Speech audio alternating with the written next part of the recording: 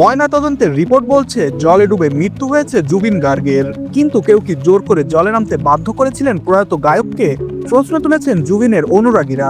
Scuba diving এর ঠিক আগের মুহূর্তের একটি ভিডিও প্রকাশ্যে আসার পর থেকে এই বিতর্ক তৈরি হয়েছে। কিভাবে এতটা গাফিলতি হলো সেই প্রশ্ন উঠেছে। জানা যাচ্ছে ঘটনার আগের রাতে অর্থাৎ বৃহস্পতিবার রাতে পার্টির আয়োজন করেছিলেন তার সঙ্গে থাকা সঙ্গীরা।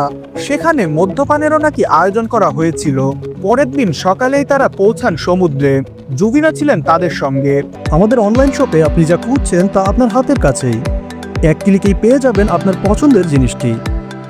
স্বল্প মূল্যে সেরা পণ্যটি পেতে এখনই ভিজিট করুন bengalhart.shop-এ।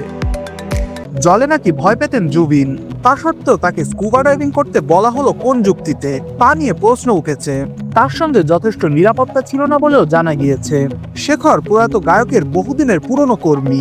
প্রকাশ্যে আসা একটি ভিডিওয় দেখা যাচ্ছে তিনি বারবার জুবিনকে জলে নামতে বলছিলেন। এমনও কথা উঠেছে মানসিকভাবে হয়তো প্রস্তুত ছিলেন না গায়ক, জলে নামার বিশেষ ইচ্ছেও ছিল না তার। তাও কেন তাকে বারবার জলে নামতে বলা হলো সেই প্রশ্ন উঠেছে। সোমবার এক সাক্ষাৎকারে শেখর যদিও এই অভিযোগ অস্বীকার করেছেন। এই ভিডিওতেই জুবিনকে বলতে শোনা যায় শেখরই তাকে একসময় সাঁতার শিখিয়েছিল। তারপরেই শেখরকে বলতে শোনা যায়, আরে চলো চলো। শেখরের কথা শুনে জুবিন বলেন, তুমিও আমার সঙ্গে যাবে তো? তখন শেখর তাকে আশ্বাস দেন জলে নামলে কিচ্ছু হবে না। এই শুনে উপস্থিত আরেকজন বলেন, তুমি যাও, কিন্তু তোমায় ফিরে আসতে হবে। এই শুনে আরেকজন হেসে বলেন, এটা খুবই সহজ, তুমি ফিরে আসবেই।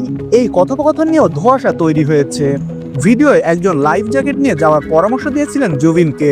কেউ একজন জোর করে লাইফ জ্যাকেট পরানোর চেষ্টাও করেছিলেন, কিন্তু জুবিন রাজি হননি।